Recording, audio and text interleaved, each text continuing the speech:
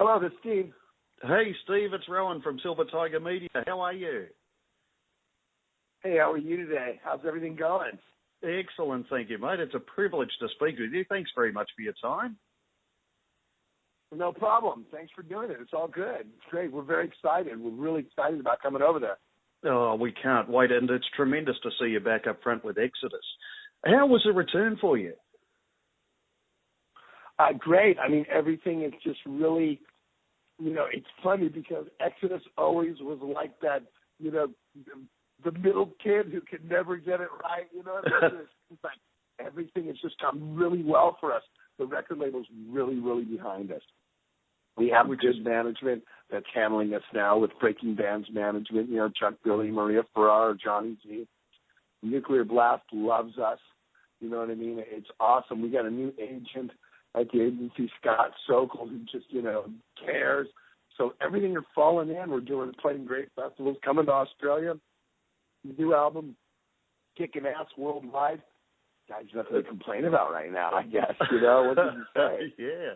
Oh, it's all happening. And congratulations on the success of Blood In, Blood Out with Nuclear Blast Records. It's a tremendous achievement. Thank you very much. My pleasure. As I understand it, though, Steve, you didn't have much time to prepare between audition and recording. How hard was that? It wasn't because, I do another thrash band with my son called Atriot. So, yes. I'm already playing in another band. You see, I'm already doing vocals and singing. So when and I'm writing music and we're performing, so it's like all of those elements are already, the juices are already flowing, I guess. I'm in tune vocally, and so I'm ready to play live. So when I was given the audition time, I was ready to take the songs on. It was like almost a no-brainer for myself. I had no problem with going in and singing. And honestly, the world found out June 6th, and I had to start recording the album June 9th. So there was not a lot of time. Not long at all. I found out it was like the conversation, the meeting went on a Wednesday. I auditioned on a Thursday.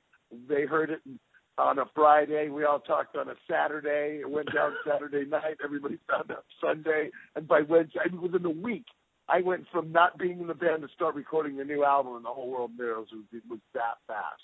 So, but again, I'm really in tune. It wasn't like I was sitting on a fucking couch with a bag of chips and a beer going, hey, Exodus called. I think I can do this now. Let me roll through it, man. Let me get talk to the wall and start to do it.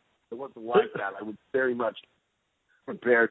My vocals are very much ready to go. I'm in tune. I think I'm singing the best I ever have in my career, honestly. And I'm really strong live, so it's just, I think the timing was really great for this element to happen. Absolutely, and it feels as though you've brought a fresh new edge. The album Blood In, Blood Out is called the Essence of Exodus, and familiar for purists, but it seems that your vocals have brought back a new vibrancy. Is that how you see it too?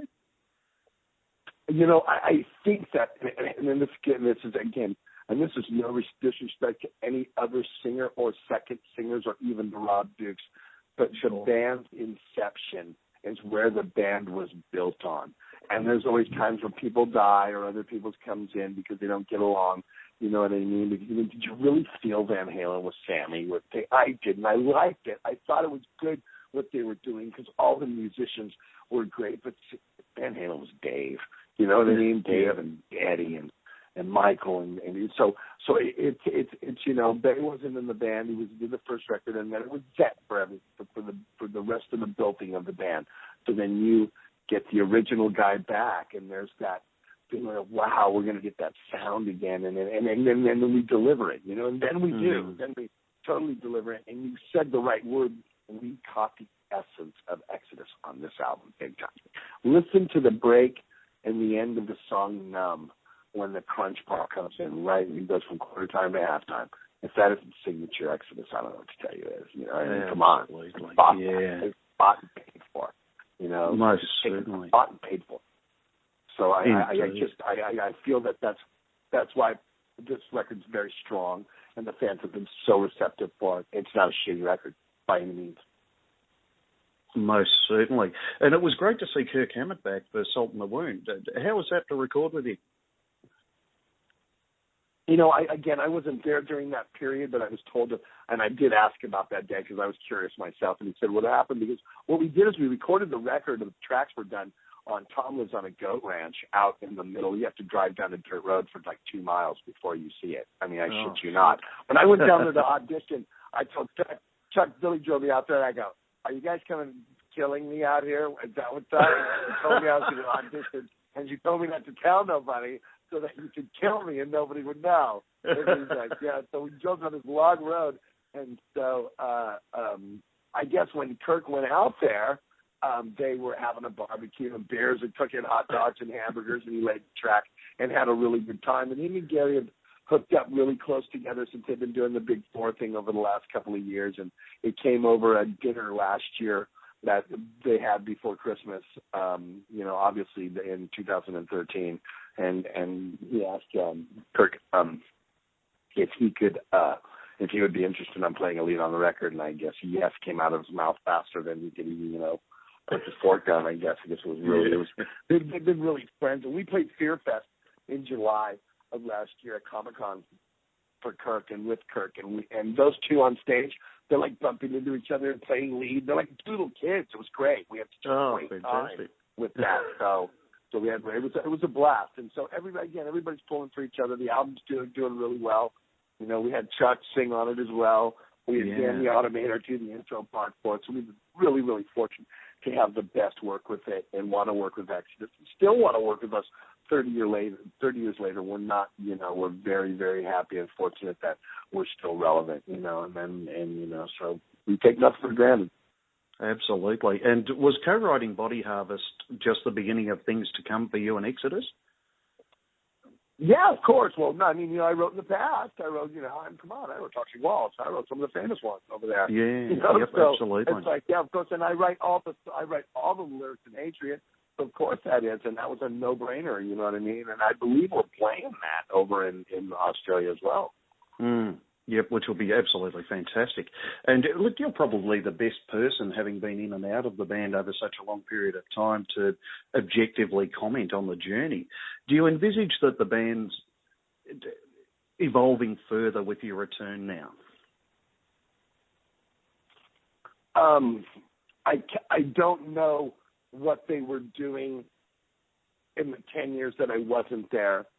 Yep. My perception is yes.